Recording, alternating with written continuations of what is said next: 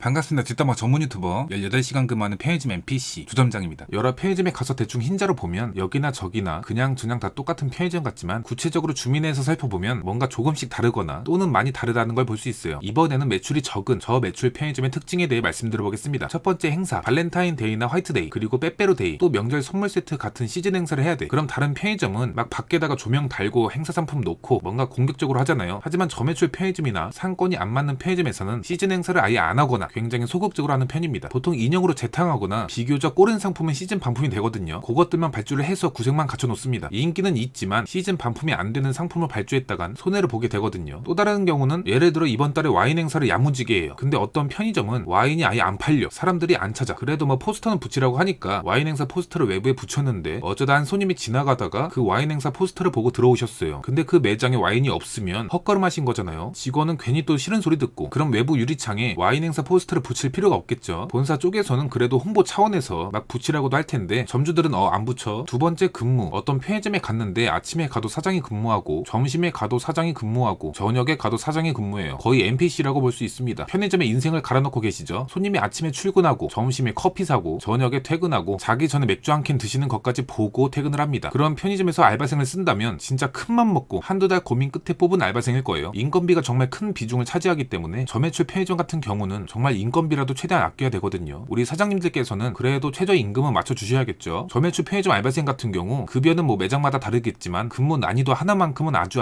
개꿀입니다. 세 번째, 온장고. 온장고 같은 경우는 음료를 온장고에 넣는 순간부터 유통기한이 짧아지거든요. 일주일이나 2주일 정도. 저매출 편의점은 겨울에도 온장고에 음료를 꽉 채워넣진 않습니다. 또 겨울 외에는 온장고 전원을 아예 꺼버리는 편의점도 많아요. 네 번째, 진열. 편의점에 가면 이런 편의점이 있을 거예요. 한두 가지 상품으로 도배가 돼 있는 편의점. 평수가 좁은 고매출 편의점에서는 진열대가 부족해서 상품을 더 진열 못하는 경우가 있거든요. 그래서 이 악물고 억지로 최대한 다양한 상품을 진열하려고 공간 확보를 하죠. 하지만 저매출 편의점에는 여러 상품을 진열해도 오랜 기간 동안 안 팔리는 경우가 많이 있기 때문에 시간이 갈수록 취급하는 상품이 점점 줄어들어요. 공간 확보는 뭐 개 주고 한 가지 상품으로 2열 또는 3열 또는 진열대 한 줄을 꽉 채워 넣습니다. 그러면 좀 매장이 꽉 차 보이거든요. 빈 공간 있는 것보다 낫죠. 이렇게 그동안 팔렸던 상품만 내다 놓기 때문에 다양한 상품을 취급하지 않습니다. 그래서 매달 행사 쇼카드가 날라오면 버리는 게 거의 3분의 2예요. 종량제 20리터 정도는 그냥 써버립니다. 그리고 그날 이슈가 되는 신상품 같은 경우에는 정말 유명한 신상품이면 몰라도 어지간한 상품은 취급하지도 않습니다. 쳐다보지도 않아요. 그리고 음료가 진열된 상품 뒤쪽을 보면 재고가 많지 않습니다. 또 도시락 같은 FF 상품을 구색으로 진열해봤자 폐기만 나오니까 아예 취급하지 않는 편의점도 많습니다. 또 구석구석에 있는 악성 재고가 눈에 보여요. 작년에 봤던 양말이 너무 오랫동안 안 팔려서 포장 색이 옅어진 모습을 볼 수 있습니다. 다섯 번째, 담배. 편의점에 가서 내가 피우는 담배를 사려고 하는데 없대. 라일락 같은 비주류 담배가 아닌데도 없다고 하는 경우가 있죠. 저매출 편의점에선 예치금이 아슬아슬하기 때문에 담배 재고가 많이 없습니다. 인기 없는 담배를 발주해봤자 현금만 묶이거든요. 객수가 없는 만큼 팔리는 담배가 한정적이겠죠. 그리고 처음에는 담배 재고가 많았어도 매출이 안 나와서 아슬아슬하게 매장을 유지하다 보니까 그 많던 담배 재고를 유지하지 못해요. 매출이 적은 만큼 객수도 적기 때문에 담배를 굳이 많이 둘 필요가 없거든요. 잘 팔리는 것만 한두 보리씩 있지 나머지는 아예 다 팔릴 때까지 발주를 하지 않습니다. 그래서 가끔 오시는 이 소중한 비주류 담배 보러 손님을 놓치는 안타까운 경우가 많이 있어요. 여섯 번째, 유통기한. 내가 믹스커피 한 박스를 샀는데 이거 유통기한이 2, 3주 남았어. 이거 손님 입장에선 좀 그렇잖아요. 두고 먹을 건데 그렇다고 유통기한이 몇 주는 남았기 때문에 뭐라 하지도 못하겠어. 심한 경우에는 라면이나 커피, 과자 같은 상품 중에서도 유통기한이 지난 상품을 찾을 수 있습니다. 손님 입장에선 고매출 편의점이나 저매출 편의점 상관없이 어디든 가면 아무리 유통기한이 길다는 라면이나 과자, 음료수도 유통기한을 한 번씩 보시는 게 좋겠죠. 비주류 상품이면 무조건 봐야겠죠. 이렇게 제 매장의 특징 몇 가지에 대해 말씀드려봤습니다. 제 매장이 이래요.